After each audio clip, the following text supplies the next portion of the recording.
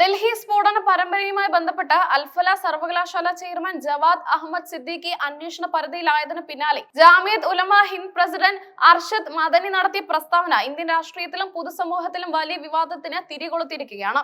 ഇന്ത്യയിലെ മുസ്ലിം സമുദായം കടുത്ത വിവേചനത്തിന് ഇരകളാകുന്നുവെന്നായിരുന്നു അദ്ദേഹത്തിന്റെ ഈ പ്രധാന പരാമർശം. ഈ പ്രസ്താവന രാജ്യത്തെ നീതിന്യായ വ്യവസ്ഥയുടെ നിഷ്പക്ഷതയെക്കുറിച്ചും മതന്യൂനപക്ഷങ്ങളുടെ സുരക്ഷയെക്കുറിച്ചുമുള്ള ആശങ്കകൾ വീണ്ടും ഉയർത്തിക്കൊണ്ടുവന്നിരിക്കുകയാണ്.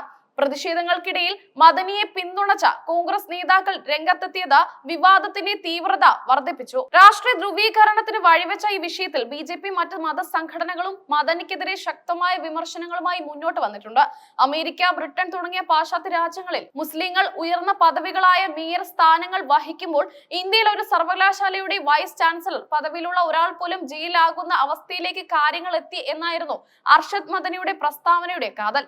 സിദ്ദിഖിയെ ലക്ഷ്യമിട്ടുള്ള നടപടി വിവേചനപരമാണ് എന്ന സൂചനയാണ് അദ്ദേഹം നൽകിയത്.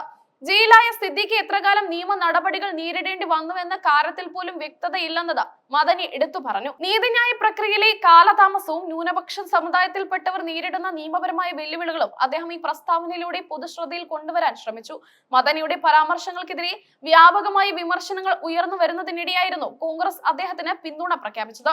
കോൺഗ്രസ് നേതാവും മുൻ IAS ഉദ്യോഗസ്ഥനുമായ ഉദിത് രാജ മദനിയുടെ നിലപാടിനെ ഭാഗികമായി ശരിവെച്ചു. ഭീകരവാദത്തെ എതിർക്കുന്നതിൽ തർക്കമില്ല, എന്നാൽ ഒരു സർവകലാശാലയെ ലക്ഷ്യമിട്ട് നടക്കുന്ന അധികാര ദുരുപയോഗത്തെയും സ്ഥാപനങ്ങളെ രാഷ്ട്രീയമായി വേട്ടയാടുന്നതിനെയും ചോദ്യം ചെയ്യേണ്ടതുണ്ട് എന്നായിരുന്നു ഉദിത് രാജിന്റെ പ്രതികരണം. ഈ പിന്തുണ വിഷയം രാഷ്ട്രീയമായി മുതലെടുക്കാൻ കോൺഗ്രസ് ശ്രമിക്കുന്നു എന്ന ആരോപണത്തിന് ബി.ജെ.പിക്ക് വഴിയൊരുക്കി. എന്നാൽ ബി.ജെ.പി വക്താവ് ഷാനവാസ് ഹുസൈൻ മദനിയുടെ പരാമർശങ്ങളെ അതിരൂക്ഷമായി വിമർശിച്ചു.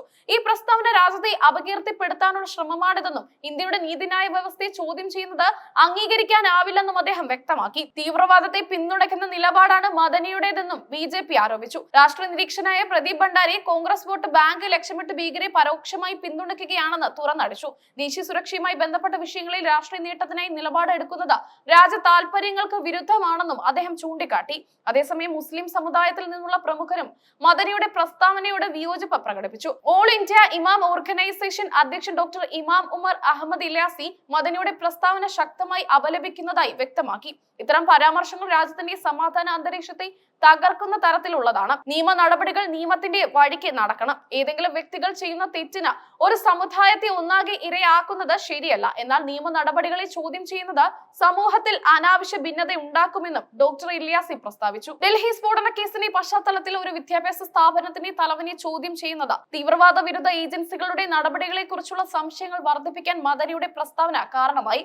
എന്നാൽ ഏത് പദവിയിലിരിക്കുന്ന വ്യക്തി ആയാലും നിയമത്തിന് മുന്നിൽ തുല്യനാണെന്ന നിലപാടാണ് ഭരണകൂടം സ്വീകരിക്കുന്നത്. മദനിയുടെ പരാമർശം വിദേശ മാധ്യമങ്ങളിൽ വരെ ചർച്ചയാവുകയും ഇന്ത്യയിലെ ന്യൂനപക്ഷങ്ങളുടെ അവസ്ഥയെക്കുറിച്ചുള്ള ആഗോള തലത്തിലുള്ള വിമർശനങ്ങൾക്ക് ആക്കം കൂട്ടുകയും ചെയ്തു. ഇത് സർക്കാരിന് അന്താരാഷ്ട്ര തലത്തിൽ മറുപടി നൽകേണ്ട സ്ഥിതിയിലേക്ക് എത്തിച്ചിരിക്കുകയാണ്. സംഭവം ട്വിറ്റർ ഉൾപ്പെടെയുള്ള സോഷ്യൽ മീഡിയ പ്ലാറ്റ്ഫോമുകളിൽ ഒരു വലിയ ചർച്ചാ വിഷയമായി മാറി. അനുകൂലിച്ചും പ്രതികൂലിച്ചുമുള്ള അഭിപ്രായങ്ങൾ സമൂഹ മാധ്യമങ്ങളിൽ പോർവിളികൾക്ക് വഴിവെച്ചു. മദനിയുടെ പ്രസ്താവനയോടുള്ള കോൺഗ്രസിന്റെ പിന്തുണ വരാനിരിക്കുന്ന തിരഞ്ഞെടുപ്പുകളിൽ പാർട്ടിയുടെ പ്രതിച്ഛായ എങ്ങനെ ബാധിക്കുമെന്ന് രാഷ്ട്രീയ നിരീക്ഷകർ വിലയിരുത്തുന്നു. ദേശീയ സുരക്ഷയെക്കുറിച്ചുള്ള പാർട്ടിയുടെ നിലപാടിന് ഇത് ദുർബലപ്പെടുത്തുമോ എന്ന ആശങ്ക കോൺഗ്രസിനുള്ളിൽ തന്നെയുണ്ട്. അൽഫല സർവകലാശാല ചെയർമാൻ ജവാദ് അഹമ്മദ് സിദ്ദിഖിക്കെതിരെ ഉയർന്നിട്ടുള്ള ആരോപണങ്ങളെ കുറിച്ചും കേസിന്റെ ഇപ്പോഴത്തെ പുരോഗതിയെക്കുറിച്ചും കൂടുതൽ വിവരങ്ങൾ പുറത്തു വരുമ്പോൾ മാത്രമേ ഈ വിവാദത്തിന് ഒരു പരിഹാരമാകൂ. അതുവരെ ജമായത്ത് ഉലമ ഹിന്ദ് പ്രസിഡന്റിന്റെ പ്രസ്താവനയും അതിന്മേലുള്ള രാഷ്ട്രീയ കോലാഹലങ്ങളും രാജ്യത്തെ പൊതുമണ്ഡലത്തിൽ സജീവ ചർച്ചയെ തുടരുമെന്നതിൽ സംശയമില്ല.